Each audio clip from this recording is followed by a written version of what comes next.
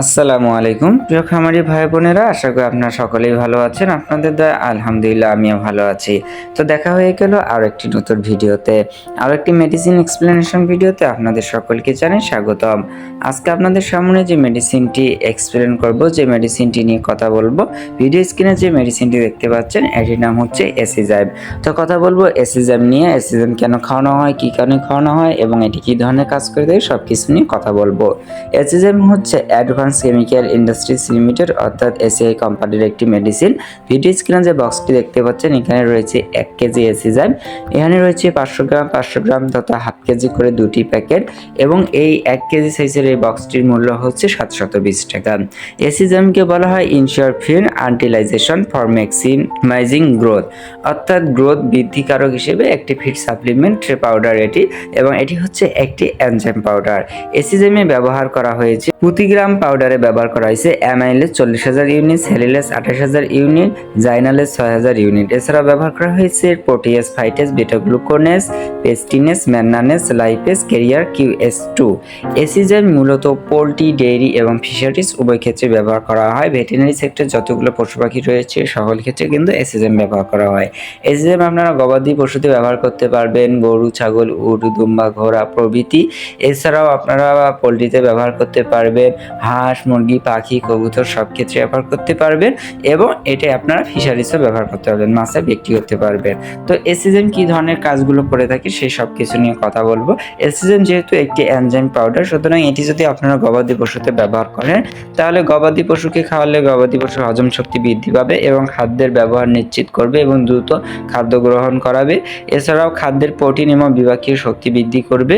আমরা যে খাদ্যটা খাওয়াই গবাদি পশুকে তার মধ্যে যে প্রোটিনটা রয়েছে এই প্রোটিনটা পুরোপুরি প্রাণীর শরীরে যাবে এবং প্রাণী এর পুরোপুরি যে উপাদানের যে গুণাগুণটা রয়েছে এটা পেয়ে যাবে।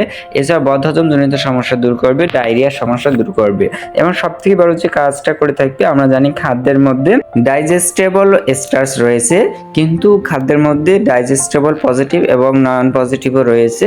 এই এসিজাইম খাওয়ানোর ফলে খাদ্যের নন ডাইজেস্টেবল স্টার্চকে পজিটিভ ডাইজেস্টেবল স্টার্চে রূপান্তরিত করবে, যার ফলে খাদ্য গ্রহণের হার উন্নত করবে, খাদ্যের গুণাগুণ অক্ষুণ্ণত রাখবে এবং খাদ্যের যে পুষ্টিমান রয়েছে এটা যথাযথভাবে প্রাণী পেয়ে যাবে।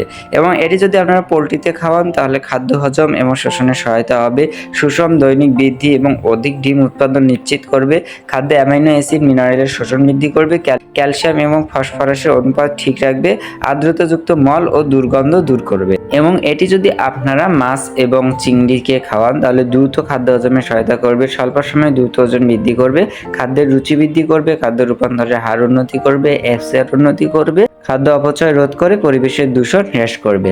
সুতরাং বলা যায় এটি পোল্ট্রি, ডেইরি এবং ফিশারিজ তিন ক্ষেত্রে ব্যবহার করতে পারবে। যদি দেখেন কোনো কারণে গরু, ছাগল, হাঁস, মুরগি, মাছের খাদ্য গ্রহণের হার কমে গেছে, রুচি কমে গেছে, আগের মতো খাদ্য গ্রহণ করতেছে না, তখন কিন্তু আপনারা এসিজাইম ব্যবহার করতে পারবেন। এছাড়াও দৈনিক ওজন কমে গেছে এবং খাদ্য খাচ্ছেন কিন্তু যথাভাবে গ্রোথ পাচ্ছেন না, প্রোডাকশন পাচ্ছেন না, অ্যাসিবিলিটি পাচ্ছেন না, সেক্ষেত্রে খাওয়ালেও কিন্তু এই ধরনের সমস্যাগুলো দূর হয়ে যাবে। এটি যদি আপনারা মাছকে খাওয়ান তাহলে 1 কেজি প্রতি টন খাদ্যের সঙ্গে মিশিয়ে খাওয়াতে হবে এবং পোলট্রিতে খাওয়ালে অনুরূপভাবে সেম একই অবস্থা, 1 কেজি 1 টন খাদ্যের সঙ্গে মিশিয়ে খাওয়াতে হবে এবং গবাদি প্রাণীকে খাওয়ালে একটি পূর্ণবয়স্ক গবাদি প্রাণীকে 30 গ্রাম করে দৈনিক একবার খাওয়াতে হবে এবং যদি ছাগল অথবা বাছুর হয়ে থাকে তাহলে 15 থেকে 20 গ্রাম করে দৈনিক খাওয়াতে হবে।